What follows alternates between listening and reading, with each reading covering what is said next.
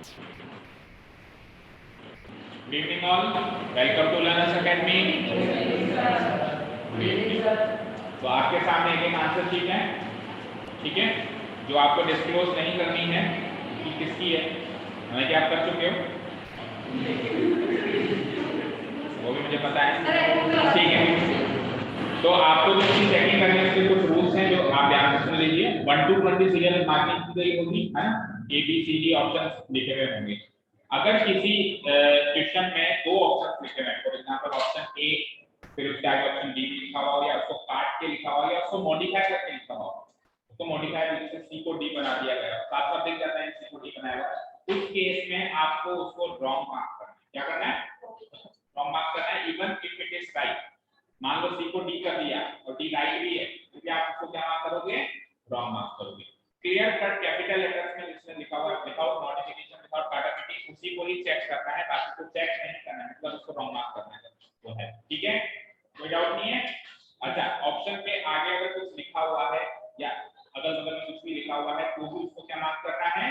Wrong mark करना है। तो जो राइट होगा वो राइट होगा, जो रॉन्ग होगा वो रॉन्ग होगा। और किसी ने अगर ब्लैंक छोड़ा है, तो ब्लैंक छोड़ना नहीं चाहिए आपको, क्योंकि नेगेटिव मार्किंग तो है नहीं, तो फिर भी अगर किसी ने छोड़ा है तो आप उस ब्लैंक पे भी रॉन्ग मार्क कर देंगे, ताकि काउंटिंग करने में सहूलियत हो, कितने सही है और कितने गलत। ठीक है, शुरू करें?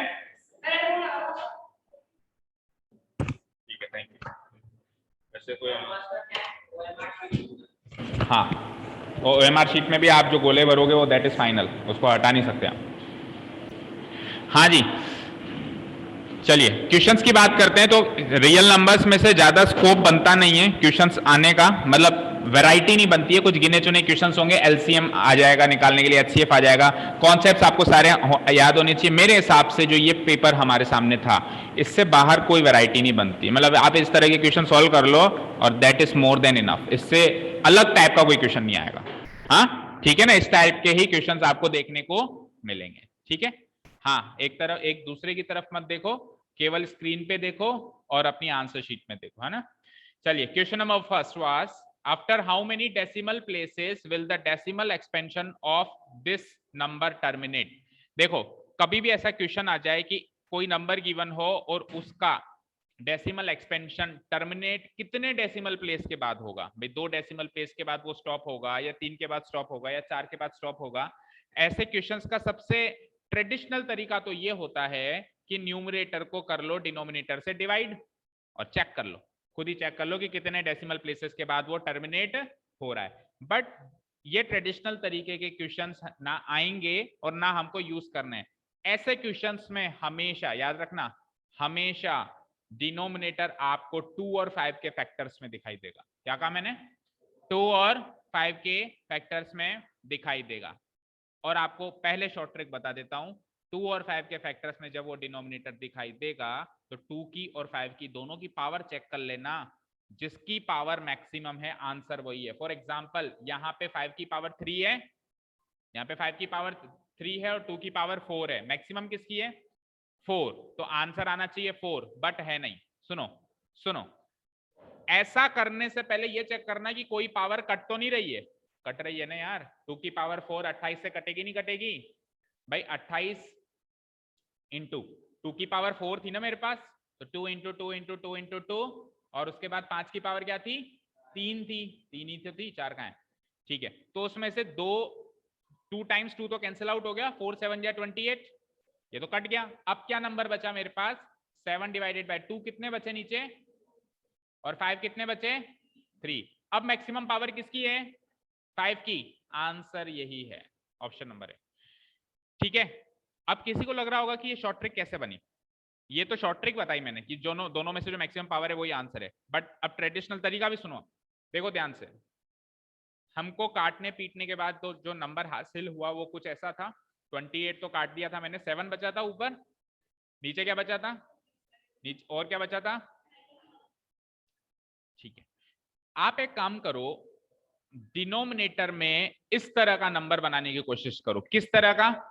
या तो 1 या 10 या 100 या 1000 या 10,000 या 1 लाख। ऐसा नंबर बनाने से फायदा क्या होगा कि जितने जीरो होगी उतने पॉइंट होंगे, आंसर हो जाएगा। फॉर एग्जाम्पल मैंने कहा 7 डिवाइडेड बाय 100, कितनी जीरो है नीचे? 2 जीरो है, तो आंसर इसका क्या होगा? 0.07। अगर 2 जीरो हैं तो 2 ही डेसिमल प्लेस होंगे, तो ये फायदा हो जाएगा। तो हम इस तरह के नंबर्स में कन्वर्ट करेंगे, उसको कोशिश करेंगे। अब इसको इस तरह के नंबर में कन्वर्ट करने के लिए क्या चाहिए? तो आपको मैंने चैप्टर के बीच में बताया था कि 2 और 5 का कॉम्बिनेशन मिलके 10 बनाता है, यानी एक जीरो बनाता है, यानी 2 और 5 का कॉम्बिनेशन मिलके एक जीरो देता है हमको, देता है। यहाँ पे 5 कितने, वहां पे 2 कितने, 2 है, तो एक 2 की कमी है, एक 2 की। सपोज करो मैं इसको एक 2 और दे देता हूं, भाई तू तेरी कमी को कर ले पूरा। तो अब डिनोमिनेटर में मल्टीप्लाई करेंगे तो न्यूमरेटर में भी करना पड़ेगा, तभी तो वैल्यू सेम रहेगी, नहीं तो फ्रैक्शन की वैल्यू बदल जाएगी। जबरदस्ती थोड़ा ना 2 को हम डिनोमिनेटर में मल्टीप्लाई कर, लेकिन न्यूमरेटर डिनोमिनेटर दोनों जगह मल्टीप्लाई कर दिया तो वैल्यू में कोई भी चेंजेस नहीं आया। अब ये जो फ्रैक्शन बना वो क्या बना? 7 2 जा, और 2 की पावर कितनी हो गई, और 5 की पावर कितनी हो गई? एक 2 इंटू 5 10 बनाता है, तो 2 क्यूब इंटू 5 क्यूब 1000 बनाएंगे। एक 2 इंटू 5 का भाई इसको मैं ऐसे लिख सकता हूं क्या? 14 डिवाइडेड बाय 2 इंटू 5 का होल क्यूब लिख सकता हूं ना। अब 2 इंटू 5 क्या होता है?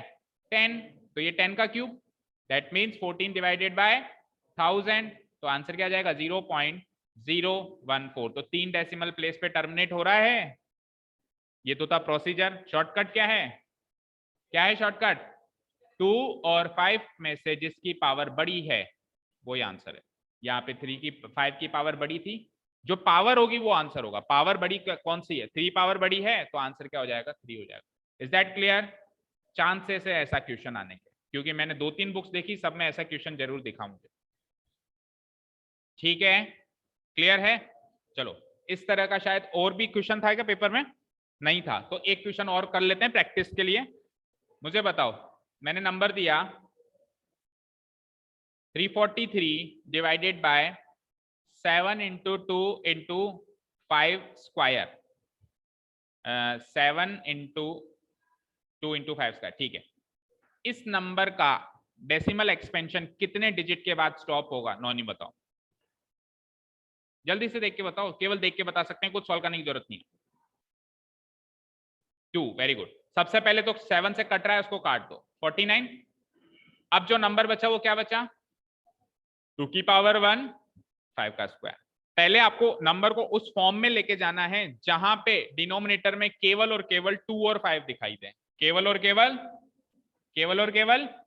2 और 5 दिखाई दे, और कोई दिखाई देना नहीं चाहिए। बाकी सबको आपको हटाना है, कैसे भी हटाना है, ठीक है। अब 49 इंटू केवल 2 और 5 दिखाई दे रहा है, दोनों की अपनी अपनी पावर्स हैं। बड़ी किसकी है पावर? 5 की, कितनी?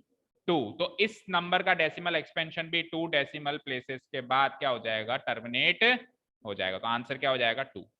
अब तो आ गया, अब तो कर लोगे, क्लियर है? ठीक है, चलते हैं सेकंड क्वेश्चन की तरफ। तो आप, हालांकि आंसर तो कईयों ने कर लिया होगा, क्योंकि चलो ये ट्रिक पता नहीं थी, सॉल्व करना तो आता ही है भाई, सॉल्व तो कर ही लिया होगा ना, न्यूमरेटर बाय डिनोमिनेटर तो करके देख ही लिया होगा, ठीक है ना। चलो question number 2, the number of zeros in the end of the number whose prime factorization is this।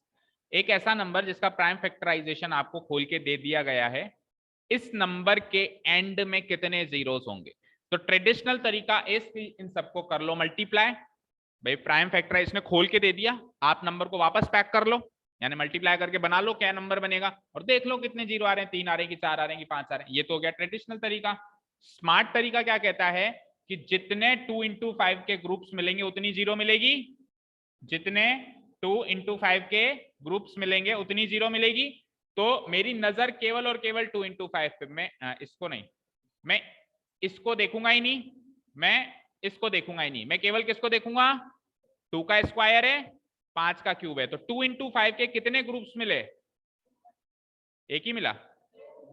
अरे भाई 2 तो 2 बार है, 5 कितनी बार है? 3 बार है। तो 2 और 5 के जोड़े कितने मिलेंगे? हाँ, लड़के 2 हैं, लड़कियां 3 हैं, कितनी शादियां हो पाएंगी? एक तो बेचारी कुंवारी रह जाएगी। नहीं समझ में आया? अभी भी पेयरिंग करनी है 2 और 5, 2 और 5 से एक 0 मिलेगा, ठीक है। तो 2 और 5 से ये 0 मिला, 2 और 5 से ये 0 मिला। अब इस 5, ये 5 है लेकिन इसको एक 2 चाहिए होगा। अब उस पिछले क्वेश्चन में तो न्यूमरेटर बाय डिनोमिनेटर था, तो दोनों से मल्टीप्लाई कर लिया। इसमें कोई न्यूमरेटर बाय डिनोमिनेटर थोड़ा ना दिख रहा है कि जबरदस्ती 2 से मल्टीप्लाई करते हैं। हमको 2 ही पेयर मिल पाए तो 2 ही 0 होंगे इस नंबर के एंड में। Answer is C. मार्क करो राइट या रॉन्ग। ठीक है, क्लियर है, चलते हैं आगे। हाँ जी, question number 3 and 4 was a case study problem. हाँ क्या हुआ? हाँ सेकंड का सही है। क्वेश्चन नंबर 3 एंड 4 देखो साफ साफ इंस्ट्रक्शंस गिवन है कि ये केस स्टडी प्रॉब्लम है। तो ऐसी केस स्टडी प्रॉब्लम वैसे पहले चैप्टर से आने के चांसेस कम है, पर आती है तो कुछ ऐसी आएगी। आती है तो एलसीएम एचसीएफ पे आएगी, जो ये वाली है। ठीक है, क्लियर है, रीड आउट करते हैं। मिस्टर अगस्टिन जॉर्ज, सब जानते हैं सर को, भली बाती, आपके हमारे सबके संसार के प्रिंसिपल रहे हैं, कभी ना कभी तो रहे होंगे। ऐसा बच्चा ही नहीं है भाई में जिसका कभी ना कभी वो प्रिंसिपल ना रहे हो। कभी ना कभी थे ना, मैं भी वही कह रहा हूँ ना। ऐसा बच्चा ढूंढने से भी शायद निवाई में नहीं मिलेगा अभी इस जनरेशन का, तो जिनके प्रिंसिपल कभी ना कभी ये ना रहे हों। कोई बात नहीं, अब बन जाए क्या पता। देखो, the principle of A reputed school of the town, town के एक रेप्यूटेड स्कूल के प्रिंसिपल सर हैं, उन्होंने क्या सोचा कि क्लासेस 7th to 10th को वो क्या करेंगे, एड्रेस करेंगे। एड्रेस करने का मतलब उनसे बातचीत करेंगे, मतलब उनको भाषण देंगे एक तरीके का। एड्रेस करने का मतलब होता है उनको स्पीच देना। किस मुद्दे पे स्पीच देंगे? Importance of personal hygiene. Personal hygiene, आपको पर्सनली कितनी साफ सुरक्षा, साफ सफाई रखनी है अपने अंदर, अपने आसपास, उसके इंपॉर्टेंस पे वो आपको कुछ भाषण देना चाहते हैं। अब वो क्या करते हैं, he ask the teacher in charge. अब इस काम के लिए उन्होंने एक टीचर इन चार्ज रखा, ठीक है, वर्गीस सर को। ठीक है, उनको कहा गया to arrange all the student, वही अरेंज कर सकते हैं और किसी से तो आप लोग अरेंज होते नहीं हो। वो डंडा मारेंगे तो अपने आप अरेंज होगा। To arrange all the students, नहीं आई मस्ट से कि बाकी टीचर्स, आप बाकी टीचर्स को रिफ्रेन कर सकते हो कि सर आप हमें हाथ नहीं उठा सकते, उनको आप रिफ्रेन नहीं कर सकते ना। Is a very brave teacher. चलो देखो, to arrange all the students in a single hall. Sir ने कहा टीचर इंचार्ज को कि आपको सारे बच्चों को 7 to 8 जितने भी बच्चे हैं सबको एक ही हॉल में सीट करना है, मतलब सीटिंग उनकी एक ही हॉल में करनी है। और इस तरीके से करनी है, रेक्टेंगुलर अरेंजमेंट में करनी है। कैसे करनी है? रेक्टेंगुलर अरेंजमेंट समझते हो ना? This will be A rectangular arrangement, मतलब कुछ कुर्सियां ऐसे लगा दी, उसके आगे फिर कुछ कुर्सियां ऐसे लगा दी, ऐसे लगा दी, तो ये रेक्टेंगुलर अरेंजमेंट हो गया। जैसे अभी भी आप रेक्टेंगुलर अरेंजमेंट में ही हो करीब करीब, ठीक है। तो रेक्टेंगुलर अरेंजमेंट में उनको बिठाना है, लेकिन इस तरीके से बिठाना है कि students belonging to the same class are seated in the same row. एक रो में एक ही क्लास के स्टूडेंट्स आने चाहिए, एक रो में एक ही क्लास के स्टूडेंट्स आने चाहिए। दो शर्तें रखी, एक तो रेक्टेंगुलर अरेंजमेंट होना चाहिए, और दूसरा जो रोज आप लगा रहे हो तो एक रो में जितने भी स्टूडेंट्स है, फॉर एग्जांपल जो फ्रंट वाली रो है उसमें अगर 7th क्लास के स्टूडेंट्स बिठाने तो 7th के ही आएंगे फिर सारे। अब कुछ बच जाएंगे तो फिर पिछली रो में आएंगे, ठीक है ना। जैसे 7th की 2 रोज बना दो अगर ज्यादा है तो उसके, पर एक रो में एक ही क्लास के स्टूडेंट्स रहेंगे। समझ में आई? अच्छा, और उसके बाद ये और कहा गया कि कम से कम रोज बनानी है, कम से कम मिनिमम नंबर ऑफ रोज हमको बनानी, जितनी कम बने उतनी रोज ही हमको बनानी, अननेसेसरी ज्यादा रोज क्रिएट नहीं करनी है। ठीक है, आगे इफ देयर आर, अब आपको इंफॉर्मेशन है, डेटा है कि 7th क्लास में कितने स्टूडेंट्स हैं 98, 8th में कितने हैं 84, एंड 9th में कितने हैं 63, एंड 10th क्लास में कितने हैं 42 स्टूडेंट्स है। जैसे जैसे वो आगे बढ़ते जा रहे हैं तो वो फेल होते जा रहे हैं, तो वो घर बैठते जा रहे हैं, आउट होते जा रहे हैं, ठीक है। देन अब आपको इस केस स्टडी पे 2 क्वेश्चंस का आंसर देना है, ठीक है। पहला क्वेश्चन है the number of students in each row, तो हर एक रो में कितने बच्चे बैठेंगे, और जो सर ने कहा था ना कि कम से कम रोज होनी चाहिए, तो वो कम से कम कितनी रोज होंगी, ये 2 क्वेश्चन है, ठीक है। क्लियर है, क्वेश्चन समझ में आया? अब सुनिए, 7th 8th 9th 10th।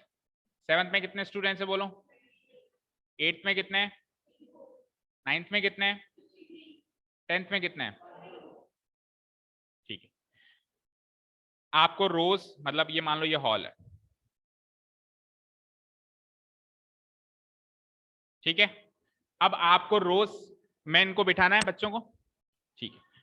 Suppose करो मैं 10-10 बच्चे बिठाता, सपोज करो मैं 10-10 बच्चे बिठाता, तो जैसे 7वीं क्लास में 98 स्टूडेंट्स है, तो 10-10 बच्चे बिठाता तो एक रो में 8 ही बचते, आखिरी वाली रो में भाई 10-10-10-10 करके 90 तो हो जाते, बट आखिरी में 8 ही बचते, वो अलाउड नहीं है। रोज भी कंप्लीटली फुल होनी चाहिए, ठीक है, तो वो अलाउड नहीं है, तो मैं 10 बच्चे नहीं बिठा सकता।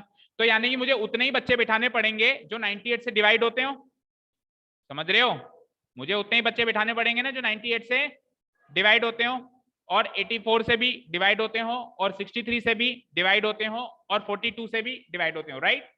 उतने ही बच्चे बिठाने पड़ेंगे मुझे। सपोज करो मैं यहां पर मान लो 49 स्टूडेंट्स बिठा दूं एक ही रो में, तो 49 49 दो रोज बन जाएंगी 7th क्लास की, बन जाएंगी ना, 49 पहली में और 49 दूसरी में, दो रोज बन गई 7th क्लास की। लेकिन अब 49 ही बाकियों में भी बिठाने पड़ेंगे, क्योंकि जो रोज आपने बनाई है वो इक्वल होनी चाहिए। तो अब आप 49 जब 8th क्लास के बच्चों को 49 के ग्रुप में बांटोगे, तो इसकी एक रो तो हो जाएगी 49 की, लेकिन दूसरी रो में फिर सीट्स खाली रह जाएंगी, तो फिर सीट्स खाली रह जाएंगी, तो फिर आप 9th के बच्चे एडजस्ट करोगे, जो कि अलाउड नहीं है, क्योंकि एक रो में तो एक ही क्लास के बच्चे बैठने चाहिए। तो हमको एक ऐसा नंबर सोचना है जो इन दिए हुए नंबर्स को पूरा पूरा डिवाइड करता हो, सबको सबको पूरा पूरा डिवाइड करता हो, प्लस वो बड़े से बड़ा होना चाहिए। क्यों?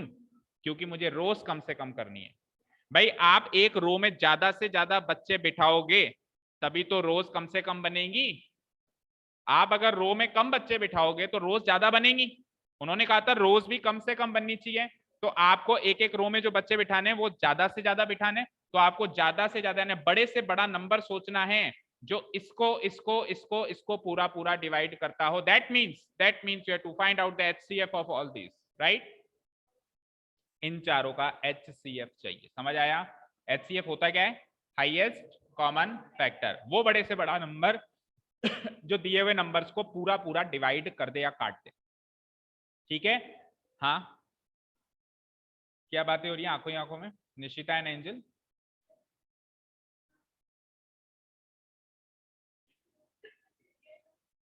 कुछ ठीक, अभी देखो, ठीक है ना। 98, 84, 63 एंड 42, इन चारों नंबर्स को डिवाइड करने वाला नंबर चाहिए और बड़े से बड़ा चाहिए, तो यानी कि एचसीएफ चाहिए। तो आपको 98, 84, 63, 42 का एचसीएफ निकालना है। वो तो निकालना आता है या नहीं आता है? कैसे निकालते हैं हम? 98 का प्राइम फैक्टराइजेशन बोलो, बोलो, करके बताएगा। 2 इंटू क्या बचा? 49, 49 का मतलब 7 का स्क्वायर। 84 का बताओ, 2 से काटोगे बचेगा 42, एक बार और 2 से कट जाएगा तो बच जाएगा 21, 21 को स्प्लिट कर दोगे 3 इंटू 7। अगला क्या है? 63, 63 2 से तो कटेगा नहीं, 3 से काटोगे 21, फिर एक बार 3 से कट जाएगा और लास्ट में 7 बच जाएगा। उसके बाद क्या है? 42, 42 2 से कट जाएगा, फिर बच जाएगा 21, तो 21 क्या हो जाएगा? 3 इंटू 7। ये इनका प्राइम फैक्टराइजेशन हो गया। अब इन सबका एचसीएफ जब आप निकालोगे तो आपको कॉमन फैक्टर पकड़ना है जो इन चारों में हो। तो देखो 2 इसमें है, इसमें, बट इसमें नहीं है, इसमें तो 2 काउंट नहीं होगा क्योंकि कॉमन फैक्टर चारों वाला चाहिए। 3 देखो, चलो 3 ऊपर वाले में नहीं है, बट 7 सब में है। 7 इसमें भी है, 7 इसमें भी है, 7 इसमें भी है और 7 इसमें भी है, तो 7 सब में। और पावर कौन सी लेनी है? छोटी से छोटी पावर। तो इसमें पावर 2 है, इसमें 1 है, इसमें 1 है, तो छोटी पावर क्या हो गई? 1, यानी कि आंसर क्या हो गया? 7। यानी कि आप 7-7 बच्चों के रोज बनाइए, तो उस इस तरीके से जब आप रोज बनाओगे तो एक रो में एक ही क्लास के बच्चे बैठेंगे और सारे सारे पूरी रोज ऑक्यूपाई भी हो जाएंगी और कम से कम रोज भी बनेंगी, राइट। तो पहला क्वेश्चन था कि एक रो में कितने बच्चे बैठ रहे हैं? कितने बैठ रहे हैं? 7 students are sitting in each row. Option number D mark करो, ऑप्शन नंबर डी। गलत हो गया, ठीक है, option number D. Next, the minimum number of rows. अब रोज कितनी बनी? भाई एक एक रो में आप 7 बच्चे बिठा रहे हो, तो रोज कितनी बनी? इसको निकालने का तरीका देखो। तरीका यह है कि देखो 7th क्लास में 98 स्टूडेंट्स हैं, एक रो में 7 बच्चे बैठ रहे हैं, तो 7th क्लास की अकेले की कितनी रोज बन गई, डिवाइड करो। 7 1 जा 7, 7 1 जा 7, 7 4 जा 28, तो 14 रोज तो अकेले 7th क्लास की बनेगी। अब उसके बाद आ जाओ, 8 क्लास में 84 स्टूडेंट्स हैं और एक रो में 7 ही बच्चे बैठेंगे, तो फिक्स हो ही चुका है। तो इसकी 8 क्लास की कितनी रोज बनेंगी, 7 1 जा 7, 7 2 जा 12 रोज इसकी बन गई। इसको 7 से डिवाइड करो तो 7 9 जा 63, 9 रोज इसकी बन गई, और इसको 7 से डिवाइड करो तो 6 रोज इसकी बन गई। तो टोटल रोज कितनी हो गई, 14 + 12 26, 26 एंड 9 26 एंड 9 35, 35 एंड 6 41 रोज हो गई टोटल। ऑप्शन नंबर डी, ठीक है। ऑप्शन नंबर डी है, बी नहीं है भाई, बी 14 है, डी 41 है। हाँ, तो दोनों गलत है, बिल्कुल दोनों गलत है। मार्क्स तो नहीं मिलेंगे ना, एमसीक्यू बेस्ड का यही तो सबसे बड़ी गेम है कि आपने सब कुछ कर लिया पर आप क्वेश्चन नहीं समझ पाए, फाइनल आंसर। ऐसा कुछ भी नहीं है, जैसा क्वेश्चन है वैसा निकालेंगे। आप पहले केस स्टडी को पूरा पढ़ोगे, केस स्टडी से रिलेटेड आप जो भी आपको निकालना निकालोगे, फिर आप क्वेश्चंस रीड आउट करना स्टार्ट करोगे कि पहले क्वेश्चन में उसने क्या मांगा है। हो सकता है कल को पहले क्वेश्चन में मिनिमम नंबर ऑफ रोज पूछ ले और सेकंड में नंबर ऑफ स्टूडेंट्स पूछ ले। आप केस स्टडी से रिलेटेड सब कुछ निकालोगे एक बार के लिए, ठीक है। केस स्टडी आ गई, दैट मींस सब कुछ पूछने वाला है। इधर 2 दिए मैंने, उधर 5 देगा, 5 क्वेश्चंस वो पूछेगा, दैट मींस वो केस स्टडी का सब कुछ पूछ लेगा, कुछ नहीं छोड़ेगा। आप तो केस स्टडी पढ़ो, क्वेश्चन ऐसे जल्दी जल्दी पढ़ लो एक बार, तो माइंड में आ जाएगा भाई क्या क्या उसको चाहिए। फिर क्वेश्चंस को भूल जाओ, एक बार सब कुछ निकाल लो उस केस स्टडी का, फिर क्वेश्चंस पढ़ते जाओ, टिक करते जाओ, क्वेश्चंस पढ़ते जाओ, टिक करते जाओ। ये सबसे बेस्ट तरीका, ठीक है, क्लियर है। ठीक है, तो ऑप्शन नंबर डी है 4th का, एंड ऑप्शन नंबर डी है, अच्छा दोनों का ही डी है मतलब, है ना, दोनों में ही डी आंसर है, क्लियर है। अच्छा, अभी जो ये वाला क्वेश्चन हमने किया, इसको करने का एक तरीका और हो सकता है, देखो क्या भाई, एक रो में कितने बच्चे बैठ रहे हैं, 7। आपसे पूछा कितनी रोज हैं, आपसे क्या पूछा, कितनी रोज है। तो आप एक काम कर सकते हो, आप total number of students add कर लो ना सबके, करो। तो 8 और 4 12, 12 और 3 15, 15 और 2 17, हासिल के बच्चे 1, 10 और 8 18, 18 और 6 24, 24 और 4, तो टोटल बच्चे इतने हैं, एक रो में 7 बैठेंगे, कितनी रो बनी, 41। भाई अलग अलग 7 से डिवाइड करके जोड़ो या जोड़ के डिवाइड करो, बात है की। पहले आपने अलग अलग डिवाइड किया और जोड़ा, अभी मैंने क्या कर दिया, सबको जोड़ दिया और डिवाइड कर दिया, बात तो एक ही है। जो भी उस टाइम क्लिक करे उस तरीके से आप नंबर ऑफ रोज निकाल सकते हो, ठीक है, क्लियर है। कोई डाउट 3rd एंड 4th में, चलो नेक्स्ट क्वेश्चन।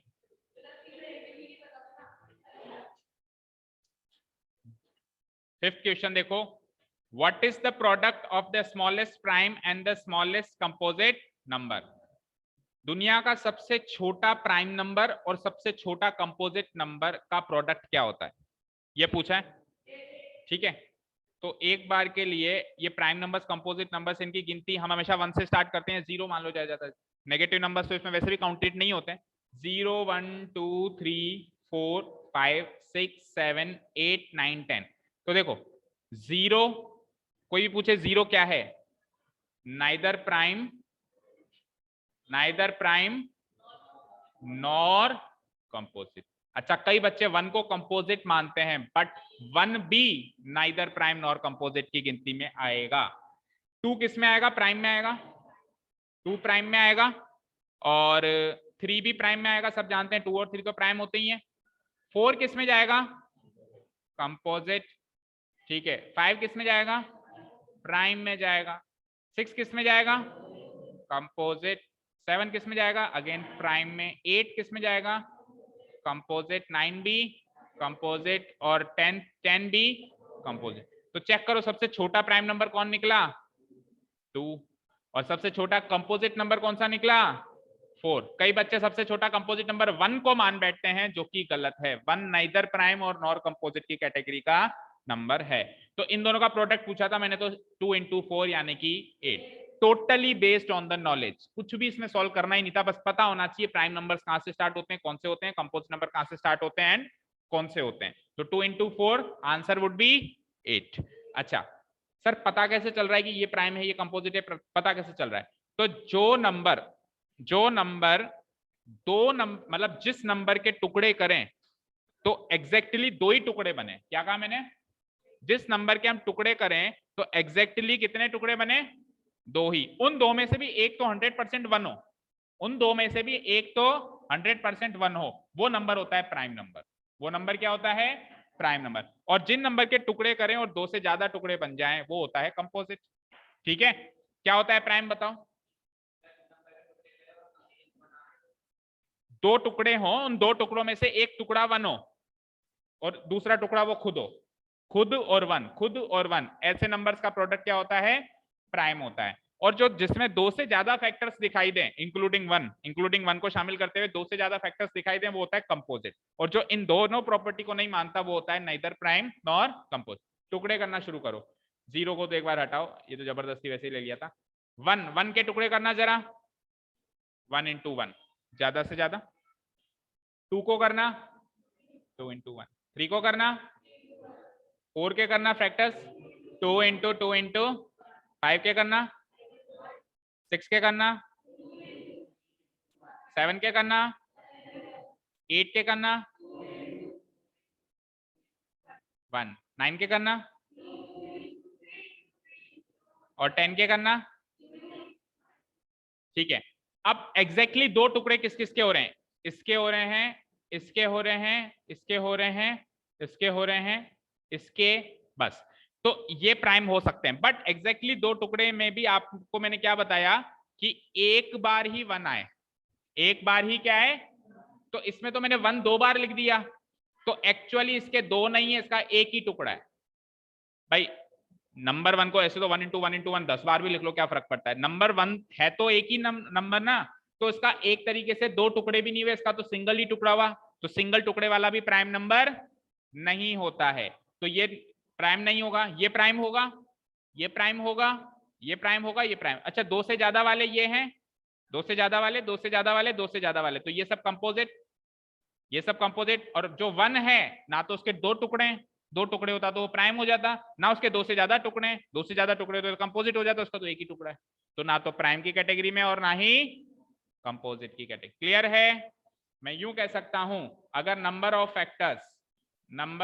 फैक्टर्स वन है, टू है और मोर देन टू है, तीन ही कैटेगरी बन रही है, 1 2 मोर देन 2।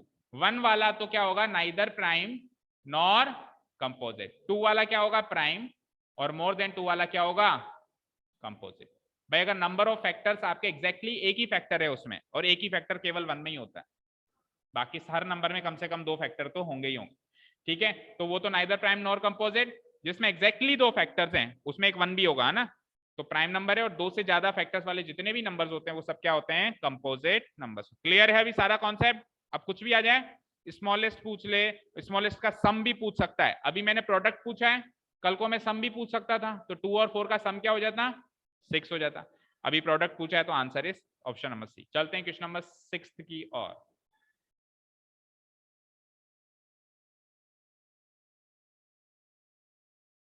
हाँ, क्वेश्चन नंबर 6 अगेन जो है प्रैक्टिकल क्वेश्चन है, एलसीएम एचसीएफ पे बेस्ड। इस तरह का क्वेश्चन हमने एनसीईआरटी में किया था, राउंड लगाने वाला, सर्कुलर ग्राउंड को चक्कर लगाने वाला किया था ना, कि एक दूसरे के पीछे भाग रहे हैं तो स्टार्टिंग पॉइंट पे फिर से कब मिलेंगे, वैसा ही क्वेश्चन है ना।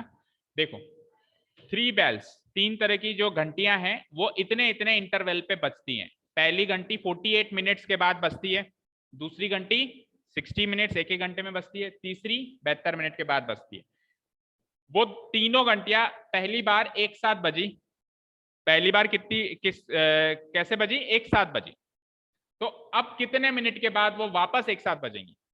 कितने मिनट के बाद वो वापस एक साथ बजे? अब जैसे सपोज करो तीनों घंटियां एक बार तो बज गई, अब नेक्स्ट टाइम ये तो जल्दी बज जाएगी, ये थोड़ी देर के बाद बजेगी, ये उससे भी बाद में बजेगी।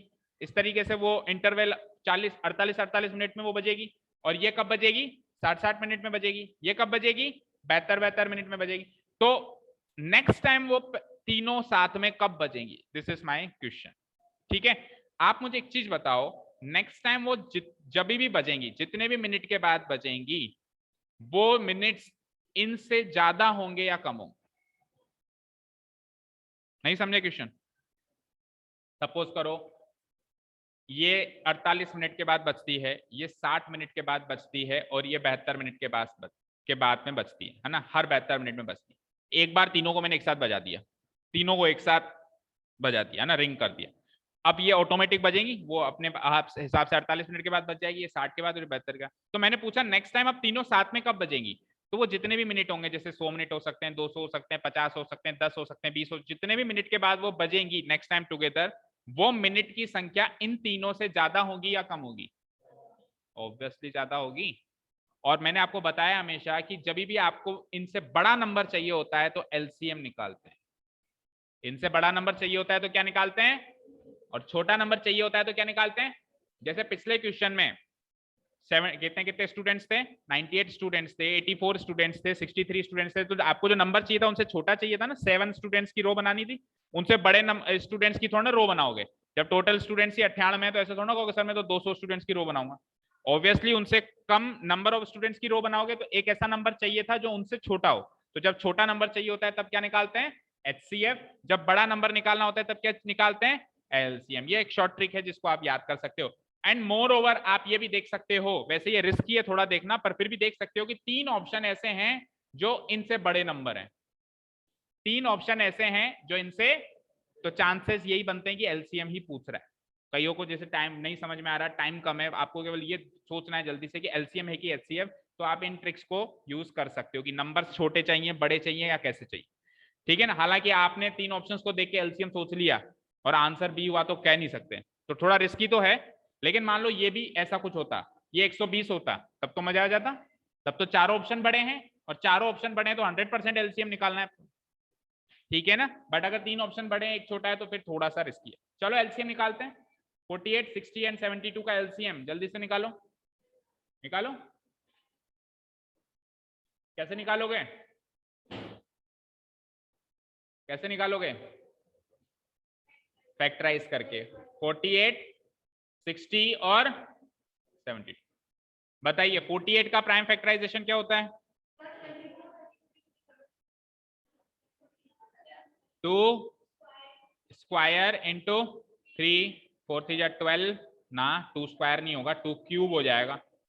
अरे 2 की पावर 4 हो जाएगा। 2 की पावर 4 इंटू 3, 16 3 जा 48 होता है। चलो 60 का करना, 2 का स्क्वायर 4 हो गया, इंटू 3 इंटू 5, 2 का स्क्वायर 4, 4 3 जा 12, 12 5 जा 60। 72 का करना, 2 का क्यूब हो जाएगा 8, और 3 का स्क्वायर 9, 8 इंटू 9 72 हो गया। ठीक है, अब एलसीएम निकालते हैं तो हम सारे फैक्टर्स लेते हैं। इसके पास 2 और 3 हैं, इसके पास 2 और 3 और 5 हैं, इसके पास 2 और 3 है, तो हमको सारे फैक्टर्स लेने सबके मिला के। तो मैं सब ले लेता हूँ, 2 भी ले लेता हूँ, 3 भी ले लेता हूँ, और 5 सबके ले लिए मैंने फैक्टर्स। अब पावर क्या रखनी है? मैक्सिमम, बड़ी से बड़ी। तो 2 की बड़ी से बड़ी पावर क्या है? 4। 3 की बड़ी से बड़ी पावर क्या है? 2, और 5 की तो एक ही है, सिंगल। इसको मल्टीप्लाई करता हूँ, 8 9 5। पहले 8 5 जा कर लो 40, सॉरी 16 16 16, नॉट 8, इट इज 16। तो 16 5 जा 80 हो गया ना, 80 इंटू 9 720। तो 720 is the LCM of all this, है ना? तो आंसर वुड बी कि 720 मिनट के बाद वो फिर से एक साथ बजेंगी। ठीक है, इसी क्वेश्चन में नेक्स्ट क्वेश्चन सुनो। जब वो फिर से एक साथ बजेंगी, जैसे 720 मिनट के बाद बजेंगी, जब भी बजेंगी उस टाइम तक वो कितनी कितनी बार बज चुकी होंगी? तो ये 720 मिनट के बाद एक नेक्स्ट टाइम बज रही है, तो ये एक चक्कर 48 मिनट के बाद बजती है। तो 720 को 48 से डिवाइड करके मैं बता सकता हूं कि पहली घंटी कितनी बार बज चुकी होगी तब तक। 720 को मैं 60 से डिवाइड करके बता सकता हूं कि दूसरी घंटी तब तक कितनी बार बज चुकी होगी। ऑब्वियसली उससे कम बजी होगी क्योंकि वो ज्यादा टाइम लेती है। और तीसरी घंटी जो है वो तो 72 मिनट के बाद बजती है, तो ये तो डिवाइड करने से पता ही चल रहा है कि 10 बार बज चुकी होगी। तो ऐसा क्वेश्चन भी बन सकता है, हालांकि है नहीं, बट बन सकता है कि टोटल मिला के तीनों घंटियां कितनी बार बजी। तो उसमें भी आप यही कर सकते हो कि तीनों को जोड़ दो, तीनों को जोड़ दो, फिर नहीं, इस बार जोड़ नहीं सकते, इस बार जोड़ नहीं सकते, क्योंकि 720 को इससे डिवाइड करना है, इसको इससे डिवाइड नहीं करना है ना भाई? मुझे क्या करना है? 720 को 48 से डिवाइड करना है, फिर 720 को 60 से डिवाइड करना है, फिर 720 को 72 से डिवाइड करना है तो अलग अलग डिवाइड करके ही जोड़ सकते हो, क्योंकि जो अलग अलग नंबर है वो डिनोमिनेटर्स में, ऐसे नहीं कर सकते कि सर तीनों को जोड़ के एक साथ डिवाइड कर दें, वो गलत होगा ना। तो वो आंसर हो जाएगा अगर ऐसा क्वेश्चन आ जाए तो। ठीक है, हाल फिलहाल आंसर क्या रहेगा 720 minutes. Question number 7 read out करते हैं। The product of the LCM and HCF of two natural numbers is 24। दो नेचुरल नंबर्स हैं, उनके एलसीएम और एचसीएफ का प्रोडक्ट क्या है 24 है, और उन्हीं दोनों नंबर का डिफरेंस कितना है 2 है। तो पता लगाओ कि दो नंबर कौन से हैं। देखो हमने एक थ्योरम पढ़ी है कि एलसीएम और एचसीएफ का जो प्रोडक्ट, मान लो दो नंबर हैं ए और बी, मान लो दो नंबर क्या हैं, let the two numbers be A and B. अब ए और बी का जो एलसीएम है, ए और बी का जो एलसीएम है, और ए और बी का जो क्या है एचसीएफ है, ए और बी का जो क्या है एचसीएफ, इस एलसीएम और एचसीएफ का जो प्रोडक्ट होता है वो इन्हीं दोनों नंबर्स के प्रोडक्ट के बराबर होता है। ये सीखा है हमने कि product of any two numbers is equal to product of their LCM and HCF. अब उसने क्या कह दिया कि एलसीएम और एचसीएफ का प्रोडक्ट कितना है बेटा 24, तो यानी कि ए इंटू बी भी कितना हो जाएगा, यानी कि दोनों नंबर्स का प्रोडक्ट कितना है 24, और दोनों नंबर्स का डिफरेंस कितना है, यानी ए माइनस बी कितना है 2। तो आप बहुत आसानी से ऐसे नंबर सोच सकते हो जिनको मल्टीप्लाई करने पे 24 आए और माइनस यानी डिफरेंस करने पे क्या आए 2 आ जाए। बताओ 6 एंड 4, 6 4 जा 24 होता है। तो दो नंबर्स कौन कौन से हो गए 6 और 4। ठीक है, क्लियर है, ठीक है ना। और थोड़ा सा स्पीडली करना चाहते हो तो take the help of options. देखो 8 एंड 6 का प्रोडक्ट 24 हो रहा है, तो ये ऑप्शन नहीं हो सकता। 8 एंड 10 का प्रोडक्ट 24 हो रहा है, ये ऑप्शन भी नहीं हो सकता। -6 एंड -4 का प्रोडक्ट 24 हो रहा है, हो तो रहा है, बट अब इन दोनों का डिफरेंस 2 नहीं हो रहा है, इन दोनों का डिफरेंस -2 हो रहा है। केवल सी ऑप्शन है जिसमें डिफरेंस भी 2 हो रहा है और प्रोडक्ट, तो दोनों चीजें मिलाने वाला ऑप्शन नंबर सी। तो कई बार ऑप्शंस की हेल्प लेके भी क्वेश्चन को सॉल्व किया जा सकता है। ठीक है, question number 8, what is the LCM of two positive integers. दो पॉजिटिव इंटीजर्स हैं, एक है ए एक है बी, एक है ए और एक है बी। ए का प्राइम फैक्टराइजेशन गिवन है p इंटू क्यू का स्क्वायर, बी का प्राइम फैक्टराइजेशन गिवन है p क्यूब इंटू क्यू, जहां पे p और q क्या है प्राइम नंबर्स। अब p और q प्राइम नंबर्स हैं, दैट मींस ये प्राइम फैक्टराइजेशन है। जो फॉर्म गिवन है ये कैसी फॉर्म गिवन है, प्राइम फैक्टराइज फॉर्म गिवन है। कैसे पता चल रहा है, क्योंकि p और q क्या है प्राइम नंबर्स हैं, ऐसा गिवन है।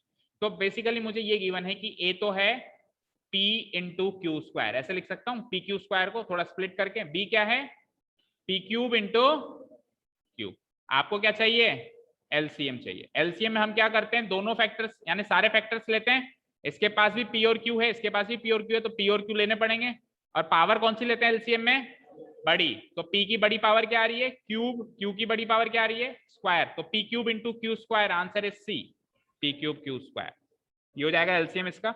और सपोज करो एचसीएफ पूछता तो क्या करते, कॉमन फैक्टर देखते, तो कॉमन फैक्टर p और q दोनों हैं, लेकिन अब पावर छोटी देखते, p की छोटी पावर क्या है 1 और q की भी छोटी पावर क्या है 1, तो आंसर p q हो जाता है। और ध्यान से देखो वो भी ऑप्शन में है, तो आप स्लाइटली गलत करके जहां पहुंचेंगे वो ऑप्शन में जरूर मिलेगा। स्लाइटली थोड़ा सा बस आप हल्का सा फिसले और जो जिस आंसर पे आप पहुंचे वो आंसर आपको जरूर मिलेगा। क्योंकि जब आप मेहनत करके कोई क्वेश्चन सॉल्व करते हो, जब आप मेहनत करके कोई क्वेश्चन सॉल्व करते हो और वो आंसर 4 ऑप्शन में से कहीं भी दिख जाता है, तो 100% दिल को ऐसा ही लगता है कि सही है, लगता है ऑप्शन दिखना चाहिए, फिर तो हमको लगता ही नहीं कि वो गलत भी हो सकता है। तो सपोज करो आपने जल्दीबाजी में एचसीएफ निकाल दिया और पीक्यू ऑप्शन में दिख गया, तो आप चेक ही नहीं करोगे, पीक्यू टिक करके चलोगे। तो ऐसा ऑप्शन जरूर दिखाई देगा 4 में से जो आपको थोड़ी सी मिस्टेक करके गलत जगह पे लेके जाएगा। ठीक है, क्लियर है। तो प्रॉपरली रीड करना है क्वेश्चन। 2 क्वेश्चन और देख लेते हैं, फिर बाकी 10 कल देखें। What is the HCF of 5 की पावर 13 एंड 2 की पावर 26। तो भैया 5 की पावर 13 का प्राइम फैक्टराइजेशन और कुछ नहीं होगा, यही होगा, क्योंकि 5 ही प्राइम नंबर है, 5 खुद एक प्राइम नंबर है, इसको और टुकड़े तो कर नहीं सकते। इसका प्राइम फैक्टराइजेशन भी ये खुद ही है। भाई 5 की पावर 13 को आप क्या लिख सकते हो, ऐसे ही तो लिखोगे 5 की पावर 13 इंटू 1, ज्यादा से ज्यादा 1 लिख दोगे। ठीक है, 2 की पावर 26 को आप कैसे ब्रेक करोगे, ऑलरेडी ब्रेक्ड है ये, तो 2 की पावर 26 इंटू 1 ही तो लिखोगे। HCF करने के लिए तोड़ते ही तो हो, तोड़ दिया, ये ऑलरेडी टूटा हुआ है। आपको क्या चाहिए, HCF में क्या लेते हो, कॉमन फैक्टर। कॉमन फैक्टर क्या है, 1, आंसर इज 1।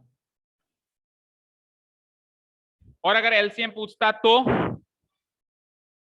अगर एलसीएम पूछता तो सारे फैक्टर्स लेता मैं, 2 भी लेता, 5 भी लेता और 1 भी लेता। तीन ही तरह के फैक्टर्स दिखाई दे रहे हैं, 2, 5 और 1, तीनों लेता और सबकी बड़ी बड़ी पावर लेता। तो 2 की बड़ी पावर क्या लेता, 26, 5 की बड़ी पावर क्या लेता, 13, यानी 2 की पावर 26 इंटू 5, यानी इन्हीं दोनों का प्रोडक्ट क्या होता है, मेरा एलसीएम होता। ठीक है ना। अगर एलसीएम पूछेगा तो फिर आपको मल्टीप्लाई नहीं करना, 2 की पावर 26, 2 इंटू 2 इंटू 2, ऐसे 26 बार मल्टीप्लाई नहीं करना, वो फिर ऑप्शन भी ऐसे ही देगा। कैसे, 2 की पावर 26 इंटू 5 की पावर 13, या चेंज करके कर देगा 2 की पावर 13 इंटू 5, इस तरीके के आपको ऑप्शन भी देगा। इतना लंबा कैलकुलेट नहीं करवाएगा आपसे, 2 को 26 बार मल्टीप्लाई करो, है ना। ठीक है ना। चलो नेक्स्ट, द रियल नंबर 2.35 के ऊपर बार किस तरह का नंबर है। तो 2.35 के ऊपर bar recurring non terminating decimal number है, यस और नो, है। तो देखो ऑप्शन नंबर ए वो है जो मुझे चाहिए। मैं सोच रहा था कि यार ये इस तरह का नंबर हो सकता है, जैसे मैंने ऑप्शन चेक किए तो मुझे वही ऑप्शन पहला दिख गया, तो मेरा दिल कहता है टिक करो और आगे चलो। बट मैंने आपको हमेशा बताया है, एमसीक्यू बेस्ड क्वेश्चन पेपर में हमेशा चारों ऑप्शन पढ़ने चाहिए। आपको सही टिक नहीं करना है, आपको सही टिक नहीं करना है, आपको सबसे सही टिक करना है। हो सकता है इससे भी सही कोई ऑप्शन रखा हुआ हो, या यूं कहूं आपको 4 में से 3 को गलत साबित करना है, बचा हुआ आंसर है। तो आप ये देखो कि ये आंसर क्यों नहीं हो सकता, उनको आप एलिमिनेट करो। इसको कहते हैं एलिमिनेशन मेथड। 4 ऑप्शन में से आप क्या करो, एलिमिनेट करना शुरू करो। भाई तू इस कारण से आंसर नहीं हो सकता, हट जा, तू इस कारण से आंसर नहीं हो सकता, हट जा। ऐसे करते करते एलिमिनेट करते जाओगे तो लास्ट में एक ही बचेगा, वो आपका आंसर होगा। तो देखो कितने बच्चों ने ए टिक किया था, तो वो तो वैसे भी गलत हो गया ना। हाँ तो पहले देखते ही ए टिक कर दिया ना, क्योंकि बार वाला रेकरिंग नॉन टर्मिनेटिंग होता है, सर ने कितनी बार बताया था, और ऑप्शन नंबर ए में मिल गया। अरे इस तरह का नंबर जो है, जो रेकरिंग नॉन टर्मिनेटिंग वाला नंबर है, वो रैशनल भी तो होगा। तो आंसर क्या हो जाएगा, both A and B. Option क्या हो जाएगा, बोथ ए एंड बी। भाई इसकी शीट जिसके पास भी चुपचाप उसको गलत कर दो, कुछ नहीं बोलना है, ठीक है ना। Option number D. पता चला था कि आपको, भाई ए को डी किया उसने, पता चल गया था उसको, ले पता नहीं चलेगा, सब पता चल जाता है, हाँ? चलिए ठीक है, तो 10 क्वेश्चन टिक मार्क किए और 10 क्वेश्चन के कॉन्सेप्ट्स भी समझे। कोई डाउट यहां तक, टाइम कितना हुआ है, 6:27। हाँ तो 10 क्वेश्चन फिर कल देखते हैं, क्योंकि कॉन्सेप्ट्स भी। पेपर वापस दे दो मेरे को सारे के सारे लोग, कोई किसी को नंबर नहीं बताएगा, चुपचाप दे दो।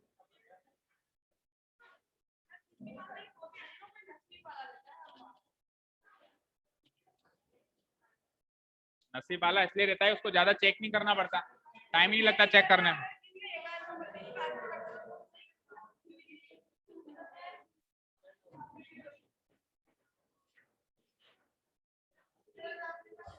सबने दे दिया, सबने दे दिया ना। कोई घर